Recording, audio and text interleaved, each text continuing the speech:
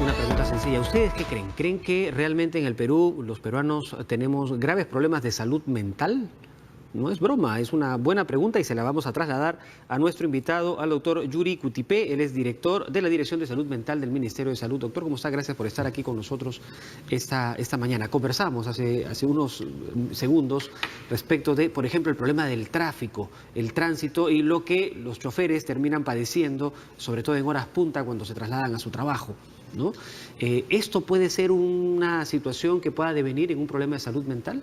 Sí, definitivamente las situaciones estresantes, especialmente crónicas, o sea, que se mantienen en el tiempo, el estrés continuo, aumenta el riesgo de que las personas puedan sufrir ya inclusive de una enfermedad mental, un trastorno mental, como por ejemplo un trastorno de ansiedad, un trastorno depresivo, ¿no? Es frecuente aquí en Lima, cada vez estamos viendo mucho más en los servicios, por ejemplo, los casos de trastorno de pánico. O sea, son situaciones en que la persona siente un miedo intenso, ¿no? Y que se le viene la idea de que puede asfixiarse, ahogarse, en fin, ¿no? Que Hasta puede ser víctima enloquecer de la delincuencia y entra en un estado de desesperación. desesperación, de miedo sumamente intenso, y muchas veces es justamente gatillado la experiencia o esta situación crítica con la aglomeración del tráfico, el que no se mueva en una gran avenida del tráfico y la persona ya venía previamente ansiosa, puede gatillar, por ejemplo, episodios de este tipo. Y doctor, ¿y eso puede dar lugar a que una persona actúe demasiado, muy violentamente, digamos, afectando a otros? Bueno, generalmente no ocurre así, ¿no? Generalmente es a la inversa, ¿no? Lo que ocurre es que la persona tiende a inhibirse, tiende a paralizarse, ¿no? Y más bien puede ser inclusive hasta sujeto de agresiones, ¿no? Lo que le puede pasar a una persona, por ejemplo, con pánico, ¿no? Cuando está manejando y detiene el carro porque ya siente que no puede seguir manejando, y más bien las demás personas son las que tienden a agredirle, ¿no? En lugar de pronto de darle una mano o salir de la situación. Ahora, y esto pasa todos los días, de lunes a viernes, digamos, los que trabajan de lunes a viernes en horas punta, son víctimas de esto al inicio de la mañana y al término del día. ¿Esto puede devenir en una afección mental realmente? Sí, sí, sí, como le decía Julio, esto puede, cuando el estrés es crónico, cualquier tipo de estrés, ¿no? Es crónico, es decir, es continuo. Llega a quebrantar la salud, no solamente la salud mental, sino puede quebrantar hasta la salud física de las personas, ¿no? De modo que es tan importante prevenir el estrés, pero prevenir el estrés no es solamente responsabilidad de la persona, digamos, pensando en que tiene que sobrellevar las cosas, no, sino que, por ejemplo, hay tareas pendientes todavía en Lima, en el Perú, respecto a la regulación del tránsito, el mejorar las posibilidades del tránsito, el ordenamiento urbanístico en general, Temas que de puede seguridad favorecer ciudadana. seguridad ciudadana, ¿no? Que favorecen, si es que se arreglan, a la salud mental, ¿no? Ahora, bueno, yo pongo el tránsito como un ejemplo, pero ¿qué otras circunstancias o qué otras situaciones pueden devenir en un problema de salud mental?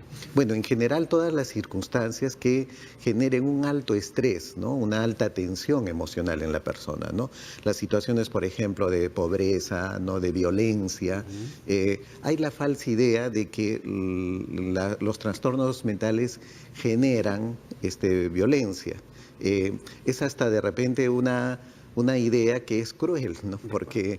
Porque en realidad es a la inversa, ¿no? Entonces la violencia más bien impacta en la salud mental de las personas, y la violencia tiene que ver con cómo la sociedad está organizada finalmente, ¿no? Entonces la violencia, los problemas educativos, el tipo de educación, los aspectos nutricionales, ¿no? Todos esos factores, el trabajo, todos esos factores, es decir, la falta de oportunidades puede generar un estrés continuo, porque hay un estrés ante la sobrevivencia, y eso finalmente llevar a que las personas puedan tener trastornos mentales. Ahora, doctor, ¿qué hacer cuando una persona, por ejemplo, siente que efectivamente entra en un estado de estrés, de depresión muy intenso? ¿Cuáles son los síntomas que deberían ser una especie de alerta para de inmediato acudir y pedir apoyo profesional? Especialmente es importante tener en cuenta cuando nuestras emociones, ¿no? nos paralizan, ¿no? Es decir, dificultan nuestro desarrollo dependiendo de la etapa de nuestra vida, si es nuestro desarrollo educativo, ¿no? O laboral, o en general social, ¿no? Si nos paraliza, si dejamos de trabajar o vamos teniendo muchos problemas en el trabajo por de pronto no poder manejar nuestras emociones, también cuando estamos estudiando en el colegio o en la universidad. Entonces son indicadores, ¿no? Que ya van orientando que hay un problema que requiere resolverse. Eso sí hay que decirlo, ¿no? No necesariamente siempre es un problema de la persona, también puede ser un problema del colegio, de la universidad o del propio trabajo o de la sociedad del entorno en general. donde está uno en ese momento. ¿Y qué alternativas tiene un ciudadano, una persona en cualquier parte de nuestro país que identifica que tiene un problema y que necesita ayuda? Bueno, en realidad hasta ahora tiene pocas alternativas, ¿no? Ni desde el sector público ni desde el sector privado, ¿no? El país tiene todavía un gran reto para atender a la gran cantidad de población que está afectada, ¿no? Se calcula, fíjate Julio, que alrededor de 5 a 6 millones de personas anualmente en el país tienen un trastorno mental, especialmente un trastorno depresivo, de ansiedad o alcoholismo, y no menos de 300.000 personas un trastorno severo, como por ejemplo una psicosis o una esquizofrenia. Entonces, la mayor parte de estas personas hasta ahora no resuelven estos problemas porque no tienen servicios y el único mecanismo de afronte es la negación, es decir, convivir con el sufrimiento hasta donde se pueda, ¿no? O recurrir incluso a la automedicación, ¿no? Algún tipo de pastillas que trate de mantenerlos en un estado... En algunos casos, pero la mayor parte de casos no recibe ningún tipo de tratamiento, ni siquiera la automedicación, que en realidad no es recomendable, ¿no?